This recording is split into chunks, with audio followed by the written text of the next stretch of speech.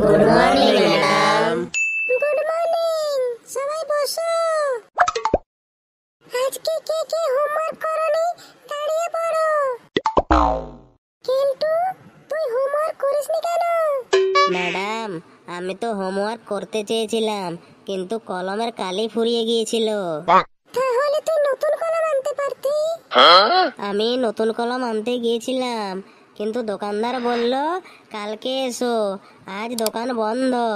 অথচ আমি ওর দোকানে দাঁড়িয়েছিলাম। লালটু, তুই বলতো পৃথিবী ঘুরে কেন? ধান্দায় ঘুরে ম্যাডাম, ধান্দায়। ধান্দায় ঘুরে মানে? মানুষ সারাদিন যে ঘুরে, সে তো রোজগারের ধান্দায় ঘুরে। তাহলে পৃথিবী কি আর বিনা ধান্দায় ঘুরছে?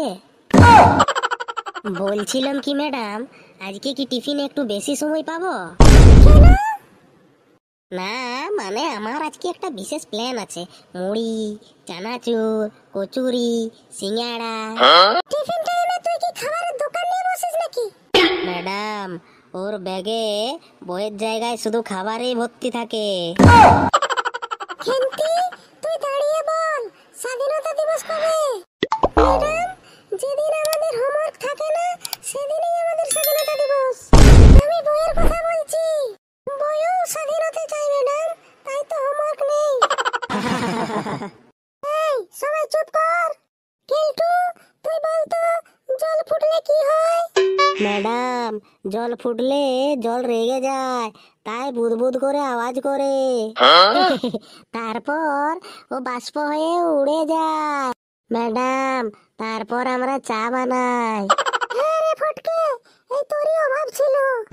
আচ্ছা ফটকে, তুই বলতো ভারতের রাজধানী কোথায়?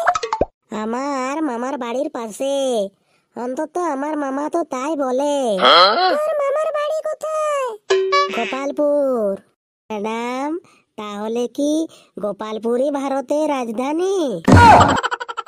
আচ্ছা কেলটু, তুই বলতো 7 গুণ 8 সমান কত?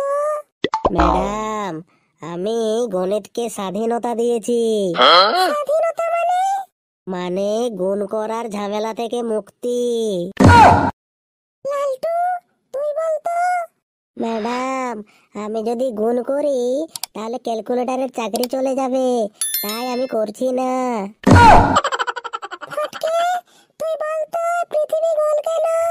ম্যাডাম, পৃথিবী গোল না হয়ে যদি চ্যাপ্টা হতো তাহলে আমরা স্লিপ করে একধারে পড়ে যেতাম। আচ্ছা, কালকে সবাই ভালো হয়ে প্রস্তুত হয়ে আসবে। কেন ম্যাডাম, কালকে কি আপনি পরীক্ষা নেবেন? ম্যাডাম, আমি এখনই অসুস্থ হয়ে যাচ্ছি। Oh, no, no, no, no.